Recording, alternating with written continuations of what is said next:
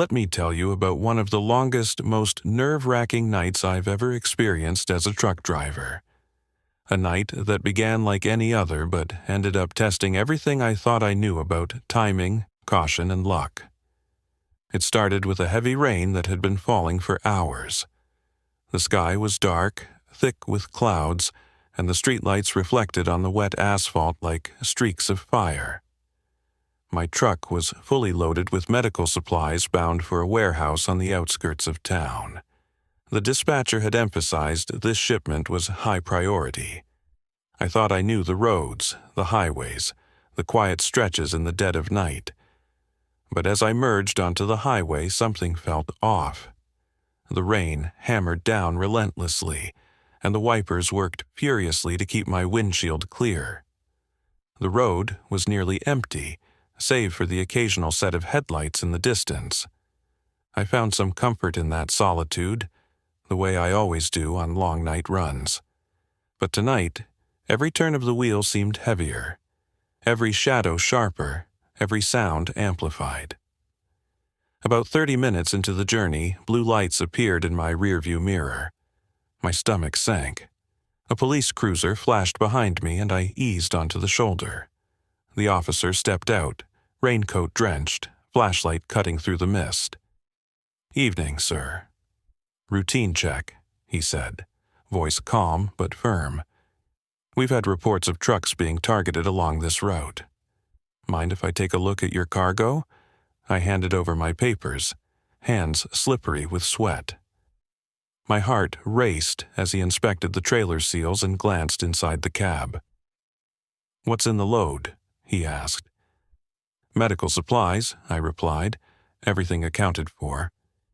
He studied me for a long moment, then nodded. "Looks good, but be careful tonight. Don't stop for anyone except law enforcement, got it?"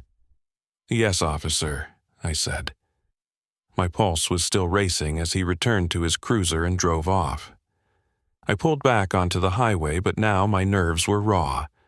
Every pair of headlights behind me felt threatening. Every side road, every exit seemed like a trap waiting to spring. I kept my focus on the road, though my mind raced. Hours passed. The fog thickened as I neared the industrial park. The warehouse I was heading to stood at the end of a long access road. Normally, the gates were locked at this hour, guarded, but tonight they were open. My hands tightened on the wheel. Something was wrong. I killed the engine and grabbed my flashlight. Muddy footprints led inside the warehouse. My stomach churned. I inched toward the door, careful not to make noise. The building loomed around me, dark and silent, except for the drip of water from the roof. Inside, the shadows stretched across stacks of pallets. I noticed several crates out of place, as if someone had been rifling through them. Then I saw movement, a shadow shifting at the far end. My heart skipped. Before I could react, headlights from 2 police cruisers swept across the yard.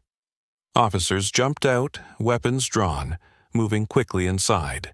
The intruders froze, then bolted toward the back exit.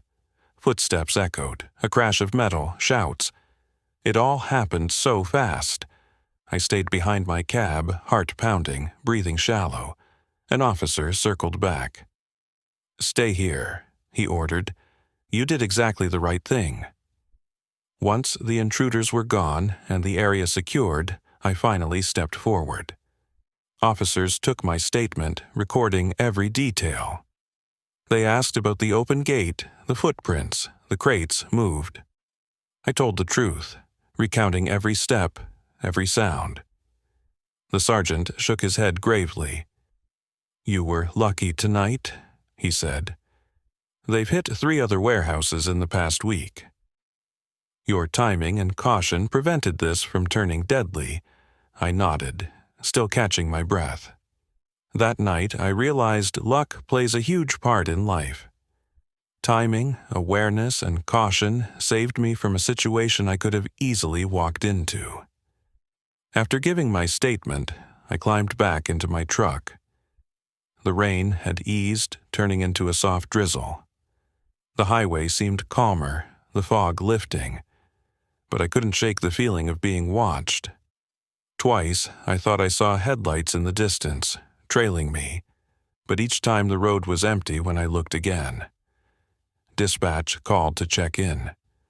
I recounted the events again, detailing the footprints, the shadows, the fleeing figures. They were grateful, assuring me that my report had helped the police track the suspects. By the time I reached the depot, dawn was breaking.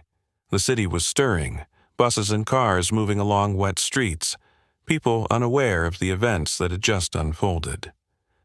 I parked, cut the engine, and sat for a long moment, letting the adrenaline drain. I cleaned the cab, restocked the emergency kit, and double-checked the lights. Extra flashlight, spare batteries, reflective triangles. I even added a small notebook to record oddities on future runs. That night had taught me the importance of preparation and awareness. Weeks later, the police called back. They had partial prints from a crate edge and footage from nearby cameras. The suspects were still at large, but their pattern had been disrupted. I realized I'd played a key role without even intending to. My calm, careful actions had prevented a major theft. Driving home that evening, I reflected on the night. The police had been right to warn us. Danger can appear quietly, behind an open gate, in the shadows of a warehouse, on a rain-soaked highway. And sometimes surviving it isn't about heroics. It's about patience, awareness, and following the rules. Even now, I think back to that night. It could have been a simple delivery, but it became a story worth telling. A story of caution, tension, and the thin line between routine and chaos. The highway stretches endlessly, and I know I'll face nights like that again. But one thing is certain. I will never underestimate the importance of timing, vigilance, and the unexpected twists that come with a life on the road.